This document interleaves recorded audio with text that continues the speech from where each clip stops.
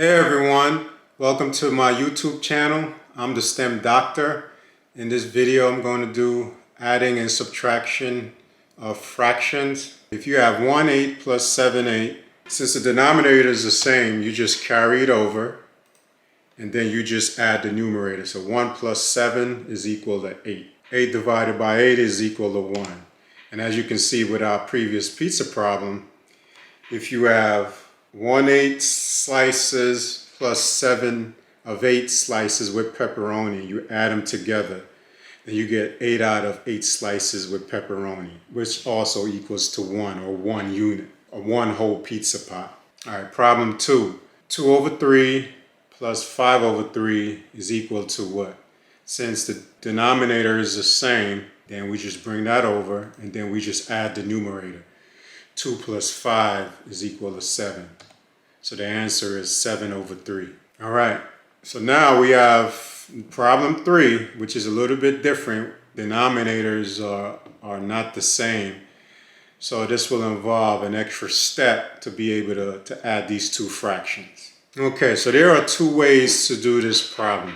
The first way is to multiply the denominator together to get a common denominator. So 2 times 8 is equal to 16. And after you multiply the denominator, then you do 1 times 8. You go straight across. 1 times 8 is equal to 8. Then you do 3 times 2, which is equal to 6. All right, so now you have 8 plus 6 in the numerator and 16 in the denominator. So all you do is add the numerator. 8 plus 6 is equal to 14, and then the denominator is 16. So now you can see the answer. You're going to need to reduce this or simplify, because you could look at this number and tell that there's common variables that goes into both numbers. So here we want to figure out what's the highest number that goes into both numbers. So we have variables of 2. We know 2 goes into 14 7 times, and then 2 goes into 16 8 times. So that simplifies to 7 over 8. And that's your answer. All right, so there's another way you can do this problem, and I'm going to show you this other way because you will need to learn this method if you want to add or subtract more than 2 fractions. So what we want to figure out is a common denominator between 2 and 8. We want to establish a number that is the multiple of both denominators. So in this case, we have 8. We know that 8 goes into itself once. And we also know that 2 goes into 8 4 times. I'm going to write out multiples of the first denominator, which is 2, 4. So it is 2, 4, 6, 8, 10. Now I'm going to write out multiples of 8, 8, 16. What number is common between both sets of numbers? It is 8.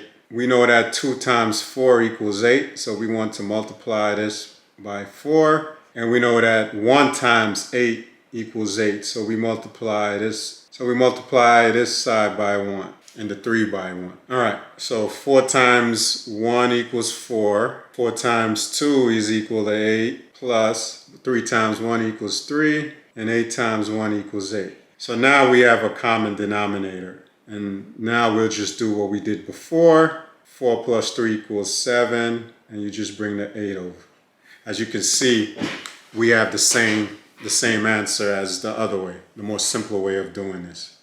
All right, problem 4. Using that same method that I just did, I think we could say that the common denominator here would be 8. Everything is a multiple of 8 in the denominator. So to get 8, 4 times 2 is equal to 8, multiplied by 4. And then 4 times 2 is equal to 8. So you multiply this 3/4 by 2. And then 8 times 1 is equal to 8. So you multiply this side by 1.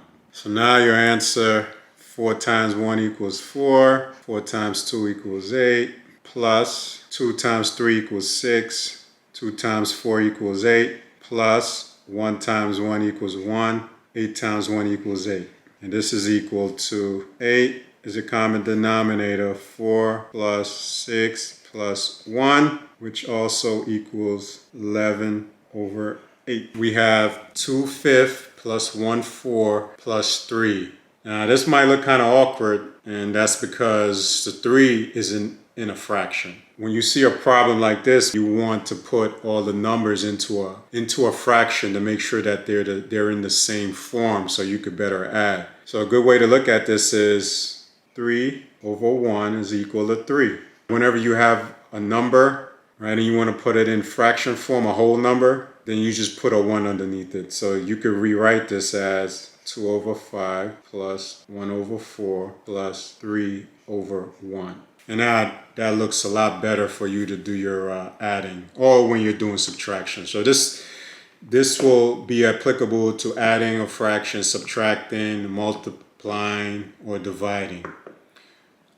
You could always assume that you could put a 1 there underneath any number from 1 to a zillion, depending on whatever fraction that you're working on. Okay, now back to the method that I did before. I can say here a common denominator between 5, 4, and 1 is 20.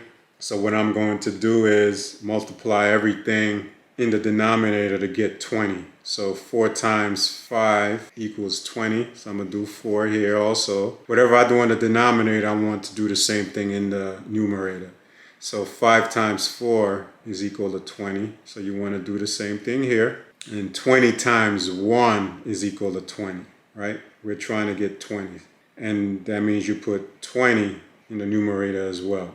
And we could rewrite this as 4 times 2 is equal to 8. 8 over 20 plus 5 over 20 plus 3 times 20 is equal to 60. So that's 60 over 20. And that means your answer is 73 over 20. The same thing with addition is the same thing that we do with subtraction, except we're subtracting instead of adding.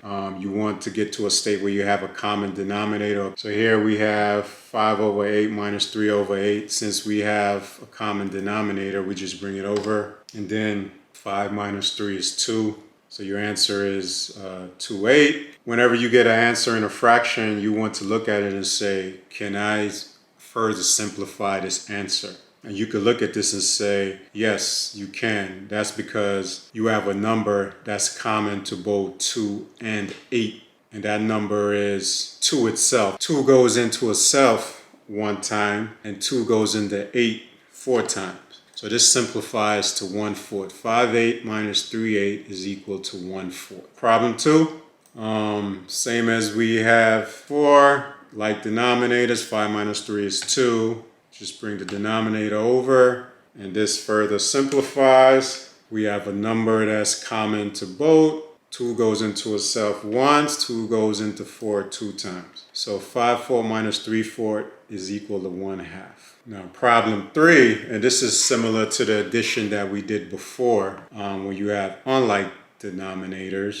You can multiply the denominators together and get 8, then cross multiply and then subtract the numerator. So 4 times 2 is equal to 8. Then 7 times 2 is equal to 14. 1 times 4 is equal to 4. So 14 minus 4 is equal to 10. So your answer is 10 over 8.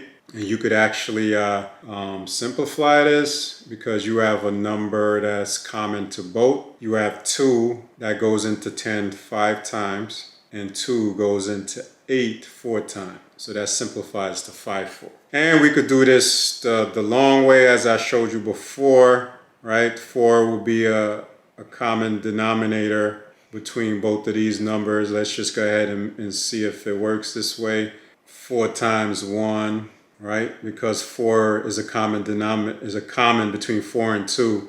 So 1 times 4 is equal to 4, and then 2 times 2 is equal to 4. So you want to make the same thing that you do to the denominator, you want to make the same thing for the numerator. All right, so we could go ahead and multiply that. 7 times 1 is equal to 7. 1 times 4 is equal to 4, minus 2 times 1 equals 2. 2 times 2 is equal to 4. So that equals to 5 over 4. Same answer. Okay, let's go ahead and do problem number 4.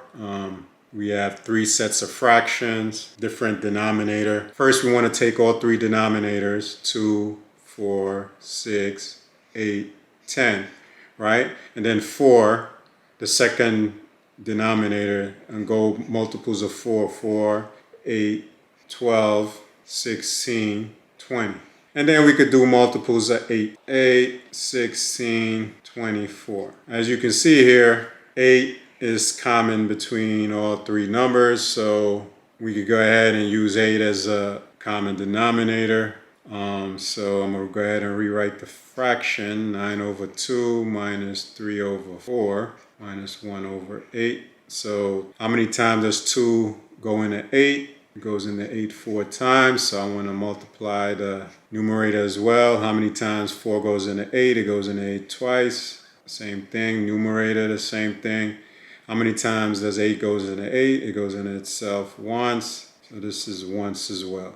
So we go ahead and write out the answer. 4 times 9 is equal to 36. 4 times 2 is equal to 8. Minus 2 times 3 is equal to 6. Over 2 times 4 is equal to 8 again. Minus 1 times 1 is equal to 1. 1 times 8 is equal to 8. So you have a common denominator. So this goes down to 36 minus 6 minus 1 all over 8. So 36 minus 6 is equal to 30. 30 minus 1 is equal to 29. 29 over 8 is your answer. And you could always look and say, is there a number that's common between 29 and 8? A number other than 1, you don't want to use 1, because if you use 1, then you're going to get the same answer. Okay, as I mentioned previously, whenever you have a whole number, you could always make that into a fraction, because 1 over 1 is the same thing as 1. So we could just rewrite this as, and I'm going to write it over here, 6 over 5 minus 1 over 4 minus 1 over 1. And then we could go ahead and try to find our answer. As we did before, I'm willing to bet that 20 is the common denominator that we could work with for this fraction problem. So 5 goes into 24 times. So we want to make sure the numerator and the denominator is multiplied by the same number. 4 goes into 25 times. And 1 goes into 20 times. All right, so we go ahead and say 4 times 6 is equal to 24, divided by 4 times 5, which is 20, minus 5 times 1 equals 5. 5 times 4, divided by 5 times 4 is equal to 20, minus 20 times 1 is equal to 20, divided by 20 times 1, which is equal to 20. All right, so 24 minus 5, I'm going to go ahead and bring over the common denominator. So 24 minus 5 is equal to 19. And 19 minus 20 is equal to negative 1. So we got our first negative answer. So this will be negative 1 over 20 is your answer. Again, I'm the STEM Doctor. Hopefully this video was helpful to you. And I'll see you next video. Bye.